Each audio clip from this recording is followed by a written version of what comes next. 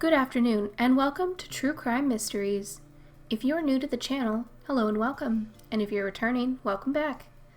Today, we are delving into a subject I had first heard on the radio. I'd been in and out of the car and had only been getting bits and pieces, but it is this crazy situation that is happening in the Dominican Republic. In these all-inclusive resorts, a large amount of tourists are falling ill and dying suddenly in very suspicious circumstances. Let's get into it. Disclaimer: this is my own opinion generated by sources I found online. I am not associated with any government agency, nor do I have original documents available for the research in this video. I am also in no way stating that the Dominican Republic is a dangerous place to travel to, or any particular hotel is dangerous, nor am I implying that the people of Dominican Republic are bad. I don't want anyone to come at me or sue. End of disclosure. Miranda Shop Warner arrived at the beautiful luxury Bohia Principe Bougainville in the Dominican Republic city of La Romana. She and her husband were on vacation to celebrate their wedding anniversary. They entered their room and Miranda excitedly took photos of the room and shared them on Facebook. They put their luggage down and Miranda fixed herself a vodka soda using beverages from the minibar in the hotel room. She sipped the beverage while she unpacked. She was a healthy 41-year-old woman with no underlying health conditions. She puttered around the hotel room, and less than 1 hour from arrival, she called out to her husband. She was having trouble breathing and was in a lot of pain. She collapsed, and her husband immediately started CPR until the paramedics arrived. They gave her an epinephrine injection, thinking it was an allergic reaction, but that didn't help. She died shortly after, and the authorities in the Dominican Republic deemed that the cause of her death was a heart attack and fluid in the lungs. The hotel released the following statement: Mrs. Shop Warner, cause of death was determined to be a heart attack, aligning with official statements provided by Mr. Warner, who confirmed she had a history of heart conditions. Miranda's husband was a doctor, and the statement they were referring to was that he had told the doctors treating his wife that 15 years prior, she had been diagnosed with inflammation around the heart, but she had been treated and was medically cleared, and it wasn't a chronic issue. Police also claimed to have found medication to treat high blood pressure in the room. On the same day Miranda and her husband had checked in, another couple was arriving at a sister hotel in the same cluster of resorts and was settling in. Cynthia Day and Edward Holmes were celebrating their engagement at the all-inclusive hotel, only to be found deceased in their hotel room 5 days later. Holmes was 63, and his autopsy apparently revealed he had an enlarged heart and cirrhosis of the liver. Day, who was 49, had fluid in her brain, but authorities determined their causes of death were respiratory failure and fluid in the lungs. Additionally, Holmes and Day had internal bleeding and blood in their pancreas. In this case, the FBI got involved, and they determined there was no contamination of their drinks in their room. However, keep in mind that by the time the FBI arrived to take samples, the hotel room had been accessed by multiple people, and there could have been a situation where the crime scene had been tidied up. I have no evidence of that, just speculating that if the hotel was using contaminated or rebottled spirits, that it would be in the hotel's best interest to not really cooperate with American government agencies, seeing as tourism from Americans makes up a bulk of their economy. The spokesman for the Ministry of Public Health, Carlos Suero, told media that Holmes had passed first and Day passed afterwards, probably from the shock of seeing the person beside her dead. This is an actual statement from an actual government official. Like in the first death, authorities also announced that blood pressure medication and 3 other prescription medications were found in the room, including oxycodone. These 3 people weren't the only deaths in the Dominican caused by a sudden health crisis. As many as 9 deaths in 2019, and over 70 tourists reporting extreme illness after consuming beverages from their hotel. Those who survived reported experiencing vomiting, diarrhea, and fever. One woman who was staying in the same hotel as Day and Holmes had taken a gulp of her 7-Up from her minibar and immediately felt it burn her mouth, tongue, and throat. She ended up spitting out the liquid, but she began vomiting blood and was in excruciating pain. She was convinced her beverage contained bleach. The hotel rushed her to the hospital where she was treated. The hotel offered her and her partner an upgraded meal package and a couples massage.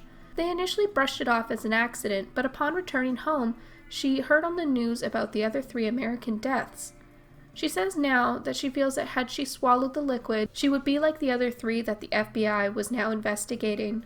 In a statement to media, she said, "People are getting poisoned." Alan Smith, a Canadian and avid traveler who had his vacation back in 2012, reached out to media when he heard about the others who were affected by their trip to the Dominican. He said that he began feeling flu-like symptoms while boarding his plane home after spending a week in Punta Cana. He says that he became the sickest he's ever been with a mysterious illness that lasted 6 weeks. Smith says he is a cautious traveler, being careful about what he ate or drank, no fresh fruit, no food or water not supplied by the hotel, and no ice. What was even more strange was that neither his wife nor his 2 daughters became ill.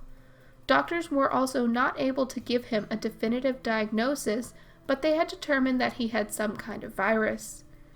The most disturbing case happened in the Hard Rock Cafe in Punta Cana, where Don McCoy, whose husband had been ill for an entire day, in the early morning hours frantically called the front desk asking for an ambulance. The front desk person informed her it was policy to send the hotel doctor up first, which took 22 minutes. The hotel doctor decided it was a good idea to have an ambulance called, and 30 minutes after that, it arrived. Her husband died later that day, and Dawn still wonders why, to this day, it took almost an entire hour to get medical attention from the hotel. On top of that, the day after her husband died, she was checking out of the hotel with her son, and the hotel gave her a bill for the hotel doctor, which was $2,000. His death was deemed a heart attack as well. More than 6 million tourists visit the Dominican Republic every year. Nearly half of those tourists come from the United States. On average, there are generally people who pass of natural causes. Looking at the demographic of travelers, retirees, snowbirds, it is normal to see people have heart attacks or strokes from this age group. However, there has been an influx of tourist deaths from seemingly healthy younger people. Just looking at Holmes and Day's case, how can it be explained that 2 different people have the same type of death at the same time and have it called a natural cause? Heart attacks are a leading cause of tourist deaths globally, followed by vehicular accidents. From 2012 to 2018, there were 128 Americans who died, averaging about 18 per year, but most of these deaths were drowning, homicide, suicide, or an accident resulting in death. It isn't normal to have about a dozen deaths just by natural causes, most of which can be linked to drinking from the hotel minibar. Important to note, unlike North American minibars, where spirits are in 2-ounce sealed bottles, the minibars you may encounter in the Dominican are full-size bottles of spirits, vodka, rum, whiskey, tequila, that hang upside down in a cabinet. The cabinets lock, so hypothetically no guest should be able to tamper with the bottles, and only hotel staff should have access to the cabinets. With the Dominican Republic, a mainstay of their entire economy is tourism.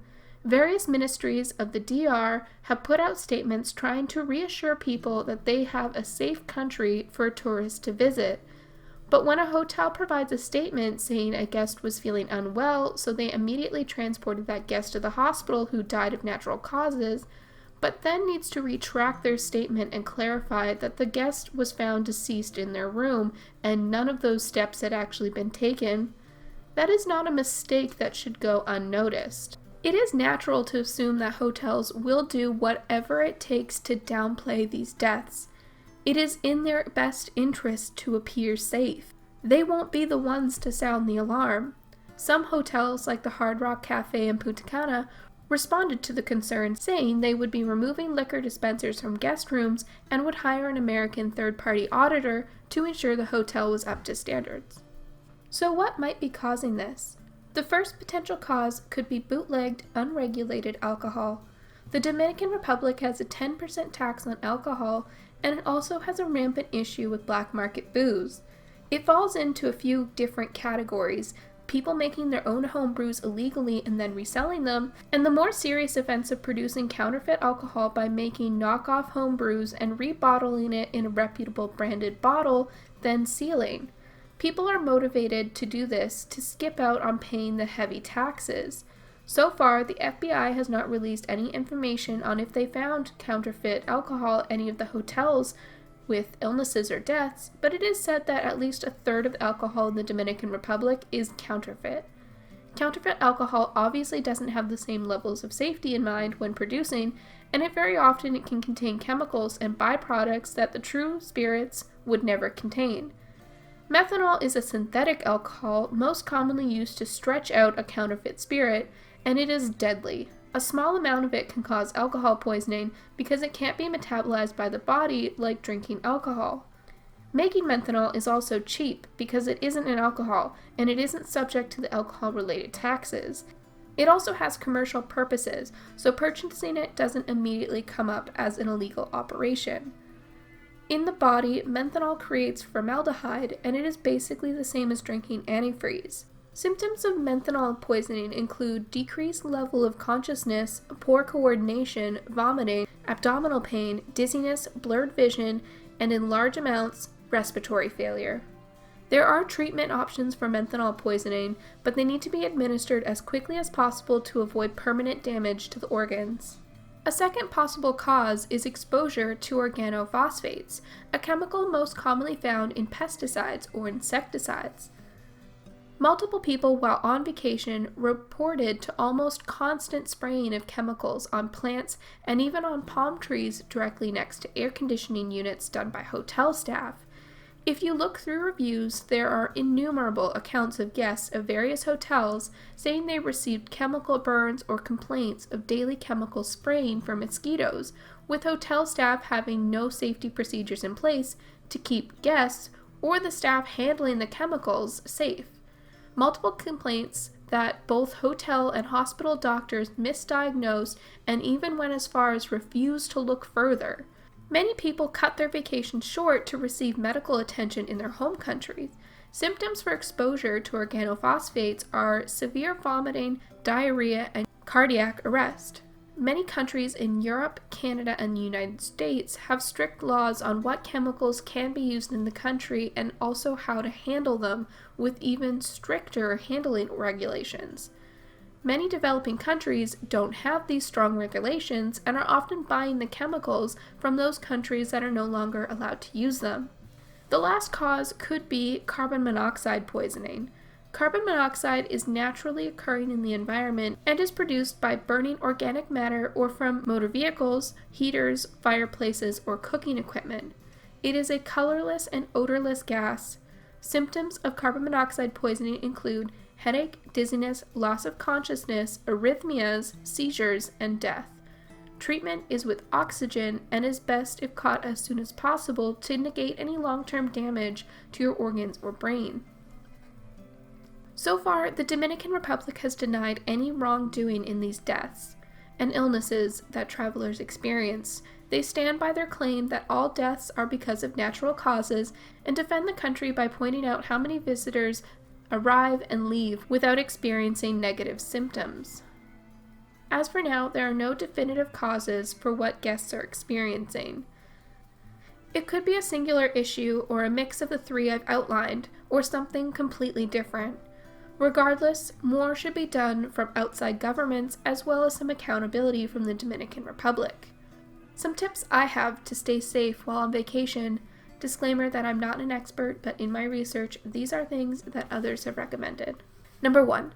Buy a portable carbon monoxide detector. I recommend you have one of these in your home regardless, but also bring it wherever you travel. Number 2. Request to stay on the highest level of your hotel as possible. Chemical spraying is concentrated at the ground level, so staying in a ground level hotel room means that you're closest to any chemicals that may possibly be sprayed. Number 3. Ask your hotel what their procedures are for chemical spraying. Also, ask what chemicals they use at the hotel and find out if they're toxic. Number 4. Buy some pool test strips, but my recommendation is to stay out of the pools if you can avoid it. If you do use pools, do not ingest the water, try not to submerge your head, and have a shower immediately after to get the chemicals or bacteria off your skin. Number 5. Do not drink from any previously opened bottles in your room. Request mini bottles or a drink from the hotel bar, and when possible, stick to beverages and brands you're familiar with and know what it tastes like. If something tastes off, do not consume. Number 6. Read reviews for the hotel you would like to stay in and be choosy. Do your research. If it seems like a killer deal that's too good to be true, there's probably something wrong. Number 7. Lastly, if you feel ill, seek medical attention immediately. Get traveler's insurance so there is no second thought about going to a doctor. Seek medical attention from trusted physicians, not just a hotel doctor. And if you feel like you need a second or third opinion, trust your gut. It is better to be oversensitive and be healthy than not. Well, that's all for this video. I know no one is going on vacation currently, but when the world resumes, hopefully this helps you stay safe for your next vacation. Let me know in the comments where your last vacation was, or if you had been planning on going on vacation before the lockdowns began. As always, thank you so much for supporting me and the channel. Please throw this video a like if you enjoyed the video, and subscribe if you haven't already, because we make more content like this. If you've done all that and want to support the channel more, there are some donation options in the description box. Thank you all so very much, and I will see you soon.